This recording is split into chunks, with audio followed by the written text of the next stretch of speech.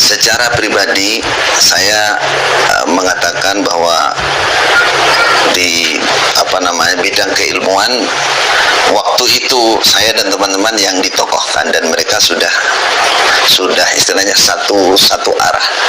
Tapi setelah kejadian ini dibalik oleh mereka, saya dianggap sesat, dianggap menyimpangkan ilmu, berkhianat dan lain-lain. Maka saya mengatakan khusus untuk para pengikut Islam Jamaah bahwa saya datang dari Mekah betul-betul ingin kebaikan untuk mereka semua. Makanya saya bertahan sampai 7 tahun itu karena saya ingin perbaikan dari atas. Kalau bawah itu secara umum kan orang awam, tidak paham apa itu agama. Maka saya katakan Islam itu 5 rukun Islam. Iman itu adalah 6 rukun iman. 6 rukun iman. Jangan diganti hal-hal lain atau ditambah dikurangi. Ini kita nasihatkan kepada pengikut Islam Jamaah yang masih di dalam. Pahamilah dalamilah Islam dengan 5 rukun Islam, iman dengan 6 rukun iman. Kemudian akidah, belajar akidah dan terutama tauhid dengan bermanhaj as-salafus salih. Karena hal ini yang betul-betul mereka buta, sehingga mereka punya istilah sendiri. Bahkan yang paling parah, mereka mensyaratkan Islam itu bisa sah kalau berjamaah seperti mereka. Nah, ini kesalahan total, kesalahan betul-betul luar biasa. Mereka tidak ada seorang ulama pun yang menyatakan bahwa Islam akan sah jika berjamaah seperti mereka, itu tidak ada, kecuali mereka ya betul. Kemudian dalil yang digunakan ini satu poin saja, yaitu la islama illa bi jamaah wala jama'ata illa bi imarah wala imarata illa bi ta'ah. Mereka redaksi dulu zaman saya masih kecil yang ditanamkan bil bai'ah wala bai'ata illa bi ta'ah. Hadis ini kan pertama mauquf kepada Khalifah Umar. Yang kedua hadisnya dhaif karena ada satu rawi yang majhul dan ada inqita'nya di situ. Dan mereka kalau kita terangkan begitu juga nggak ngerti juga sebenarnya.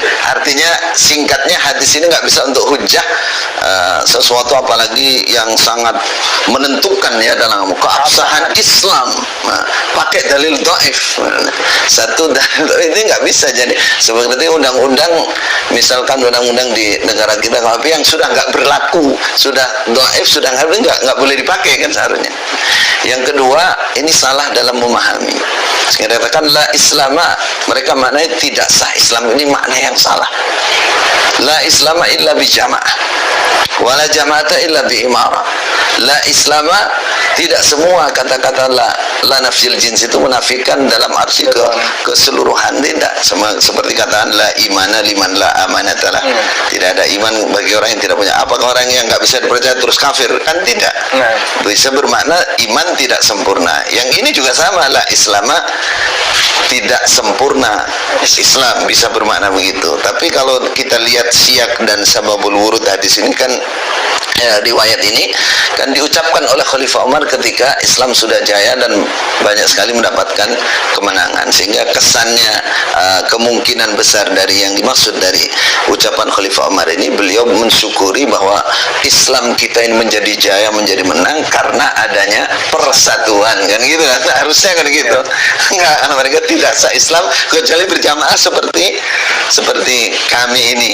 Kemudian wala jama'ata illa bi imarah. Saya mengingatkan kepada teman-teman yang pernah berguru kepada saya ya, seluruh Indonesia bahkan luar negeri ya, bahwa makna ini salah. yang kedua ini lebih parah lagi. Wala jama'ata illa bi imarah. Tidak sah orang berkumpul berjamaah kecuali adanya imarah, amir. Nah, mereka memahami amir ya amir yang ada pada mereka. Maka kita katakan coba buka hati, buka pikiran, kembali ke akal sehat. Kita katakan yang bersabda ini siapa yang mengatakan? Kan Khalifah Umar. Berarti adalah keamiran seperti Khalifah Umar. Pastinya kan begitu. Bukan keamiran seperti yang mereka maksud. Gitu. Bukan keamiran golongan. Siapa Khalifah Umar? Khalifah penguasa, ulil amr, punya wilayah, punya perantara dan seterusnya. Nah, sedangkan keamiran yang kan tersembunyi, bahkan itu bitonah yang paling harus dirahasiakan. Mereka istilah bitonah yang harus dirahasiakan, nggak boleh diungkap, nggak boleh diungkap di permukaan istilah.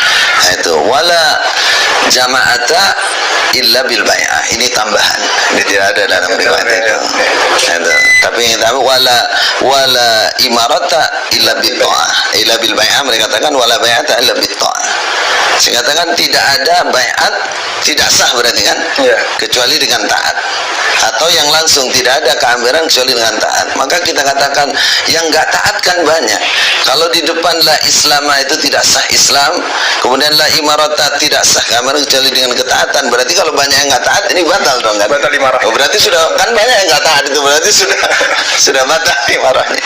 Nah, maka pesan kami ya, nasihat kami kepada khususnya Islam jamaah, kembalilah kepada Islam yang sesungguhnya, mengenali 5 rukun Islam, iman yang sesungguhnya mengenali 6 rukun iman, dan kembali kepada Al-Quran dan Sunnah dengan pemahaman yang benar. Dengan pemahaman yang benar. Bagaimana pemahaman yang benar? Pemahaman yang merujuk kepada tafsir-tafsir yang sudah mu'tabar, sudah dikenal, di dalamnya memuat misalkan bagaimana mufassir dari para sahabat seperti Ibnu Abbas, kemudian para tabi'in, Mujahid, Bada dan lain-lain. Itu kembali ke mereka harus kembali ke sana. Tanpa itu nggak akan ada jalannya. Nah, kemudian untuk umat Islam secara umum, ya kami tetap berpesan bahwa Islam jamaah itu bagian dari umat Islam yang ada di Indonesia. Mereka bukan orang kafir. Kita tidak menghukum mereka kafir. Berarti selama mereka menjadi ikhwan kita, saudara Muslim, maka tolong mereka juga dikasihani, diwelasi cara Jawa, untuk diarahkan.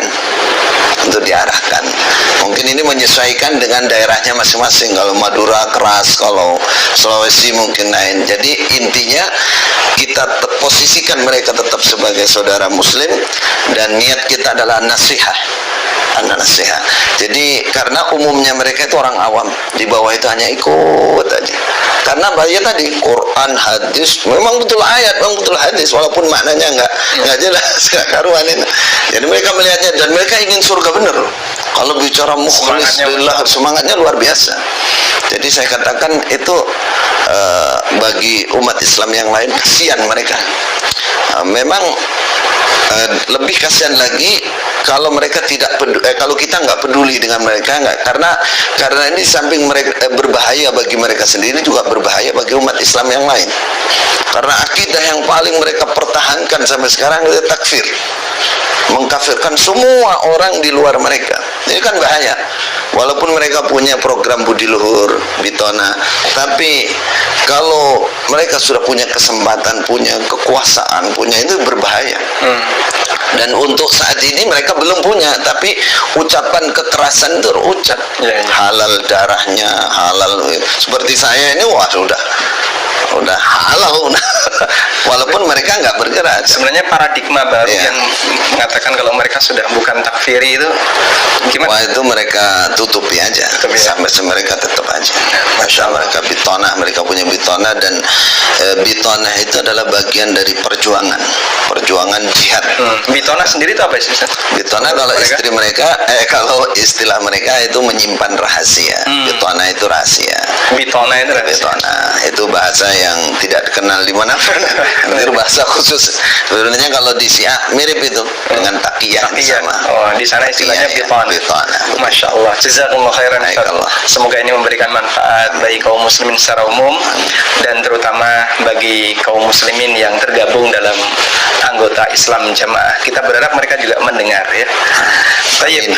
terima kasih para pemirsa yang dimuliakan Allah, dan semoga Allah Subhanahu wa taala memberikan kita hidayah untuk selalu istiqomah di atas kebenaran. Wassallallahu ala nabiyyina Muhammadin wa ala alihi wa sahbihi.